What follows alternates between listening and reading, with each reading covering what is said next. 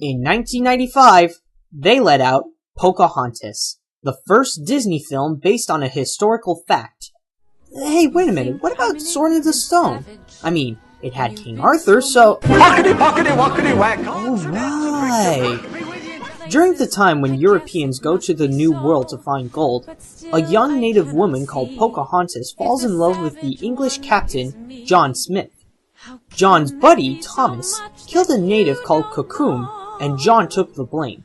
So Pocahontas tries to find the path for peace between the Powhatan tribe and the Jamestown settlers. The crew had to go to Jamestown, Virginia a lot to see the tall trees and the long landscape. Also, they have to study and do some research on the colonial period. At different times of the production, the staff have to be with some Native American scholars and storytellers to learn how to put the authentic aspect of the Powhatan culture into the film. 3 actors in the movie would later on do other Pocahontas projects. Gordon Tootoosis, who voiced Kekata, the medicine dude, also played Chief Powhatan in Pocahontas the Legend. Also, Christian Bale, who voiced Thomas, and Irene Bedard, who voiced the speaking role of Pocahontas, would both appear in the New World. By the way, this is the first film that features Mel Gibson singing.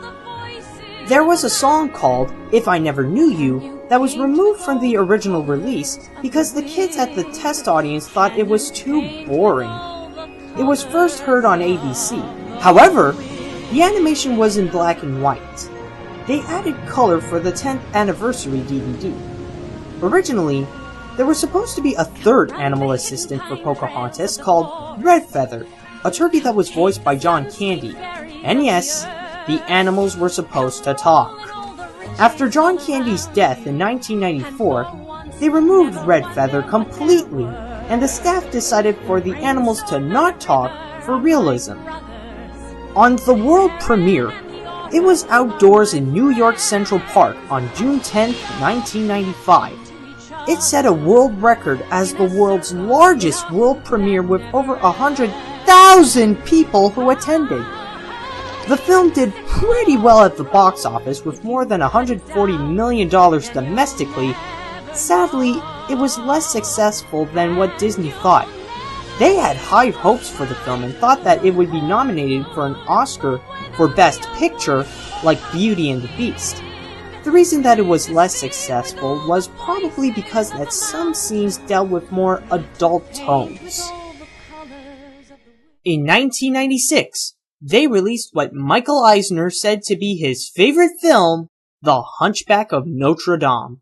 It's the story of an ugly outsider with a heart of gold named Quasimodo, who one time went on the streets of Paris and falls in love with a gypsy named Esmeralda.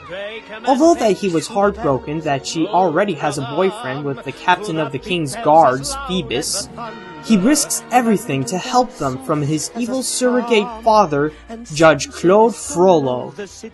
When the directors of Beauty and the Beast, Gary Truesdale and Kirk Wise, read the novel by Victor Hugo, they knew that they gotta make an adaptation of it. All they need to do is make it more suitable for children, like make Quasimodo, Esmeralda, and Phoebus nicer, add 3 gargoyle psychics, and keep the protagonist of the story alive in the end. Also, having this film rated G might be surprising if you saw the film. I mean, it would go to complicated and dark aspects of Christianity. Some characters showed desires to do it to another, and they would say some mature words like hell. And it's the first Disney film to say damn. Damnation? Aw, I thought they would say it like this. The opening scene, where Clopin sings The Bells of Notre Dame, was supposed to be all spoken. After 2 revisions, the staff thought it was so dull and so boring. They decided to liven it up by making it into a musical number. The song Someday was sung over the credits by the group All for One, but in Europe, they replaced them with the British band Eternal. If you look closely, there are different Disney characters that appeared in the film. During the song Out There, we can see Belle from Beauty and the Beast reading her book, and Pumbaa from The Lion King being carried on a pole by two guys. It was noted that this is Mary Wick's, the voice of Laverne's, last film before her death. During the premiere on June 19, 1996, it was shown on 6 huge screens in the Superdome in New Orleans. After the film, they released a parade in the French Quarters. On its regular release, the critics loved the film, except for fans of Victor Hugo. They feel like Disney mostly censored some aspects of the novel. Box office-wise, it did good, but not as good as the past films with $325 million worldwide. Either way, it did had a show at Disney's Hollywood Studios that ran for about, I say, 5 years? Then, in the next year, they have released Hercules. It's the story of the life of a guy named Hercules, the son of the gods Zeus and Hera. He was adopted by humans and trains with Philoctetes, but Hercules' uncle, Hades, ruler of the underworld, sends monsters to kill him. But Hercules defeated them all and began to grow fame. Like in Aladdin, all the main characters had a supervising animator. Hercules had Andreas Deja, and he said that the animation crew he worked with to animate Hercules was the largest he ever worked with.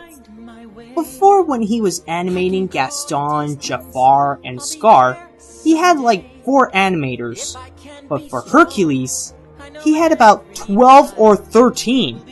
For Megara, it was Ken Duncan, and he said that she was based on a 40s screwball comedian. Which one? I don't know. Nick Ranieri got to do Hades for this film. Originally, Hades was supposed to be slow and menacing, but when James Woods got casted, he's now more rapid fire. Nick said that Hades was based on a Hollywood agent, the car salesman type. The hardest part about animating Hades, though, was that he talks too fast and too much, and the fact that James Woods would usually ad-lib doesn't really help. It would take Nick about 2 weeks just to animate a 1-second scene. Finally, for Phil, it was Eric Goldberg that got the job. The inspiration for the character design was from Grumpy from Snow White and Bacchus from Fantasia. He discovered that Phil's voice, Danny DeVito, had different mouth shapes, and would use that to animate Phil. In one scene, Phil cleans himself with the skin of Scar from The Lion King. Great, first Pumbaa, now Scar? The next thing you know is that Timon will be stuffed and placed in Mulan's house for decoration. To market the film, they sold some toys, action figures, and books both before and after the film's release. In New York City, they made an entire Hercules-themed electrical parade, like in the ones at the Disney theme parks. 2 weeks after the parade, the film was released. And the result? It did pretty much like The Hunchback of Notre Dame. The critics loved it. I mean, check out RottenTomatoes.com, it has 89% fresh. But it didn't make as much money as the other Disney films with more than $250 million worldwide. Almighty Zeus, please, hear me and